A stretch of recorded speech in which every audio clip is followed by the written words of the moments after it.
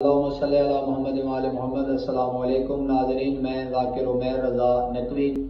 آج جو موضوع ہے وہ ہے نظر بد۔ نبی کریم کا ارشاد گرامی ہے، نظر بد ایک اچھے بھلے انسان کو قبر میں اور اونٹ کو ہنڈیا میں ڈال دیتی ہے۔ نظر بد کی جو حقیقت ہے، اگر آپ اور رسول کا فرمان ہے کہ یہ نظر بد حق ہے۔ اگر سائنسی تحقیق کے مطابق دیکھیں، جو سائنس نے تحقیق کی ہے، ماہرین کے مطابق دراصل ہر انسان کی آنکھ میں غیر مرئی لہریں نکلتی ہیں جن میں ایموشنل انرجی بجلی کی طرح بھری ہوتی ہے۔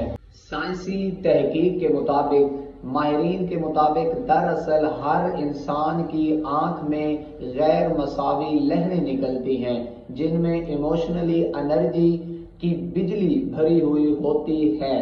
یہ بجلی جلد مسامات کے ذریعے جسم میں جذب ہو کر انسان کے جسم کو تبدیلی کا باعث بنتی ہے۔ اگر یہ ایموشنلی انرجی، سائنسی تحقیق کے مطابق یہ جو ایموشنلی انرجی ہوتی ہے، اگر یہ مثبت ہو تو انسان کو نفع ملتا ہے، اگر یہ مثبت نہ ہو، منفی ہو تو نقصان پہنچتا ہے۔ اس میں اتنی طاقت ہوتی ہے کہ جب انسان دوسرے انسان کو دیکھتا ہے، اگر یہ نفی ہو تو وہ اس کے نظام کو درم برم کر دیتی ہے۔ ایک خوبصورت انسان کو بیمار، طاقتور کو کمزور کر دیتی ہے۔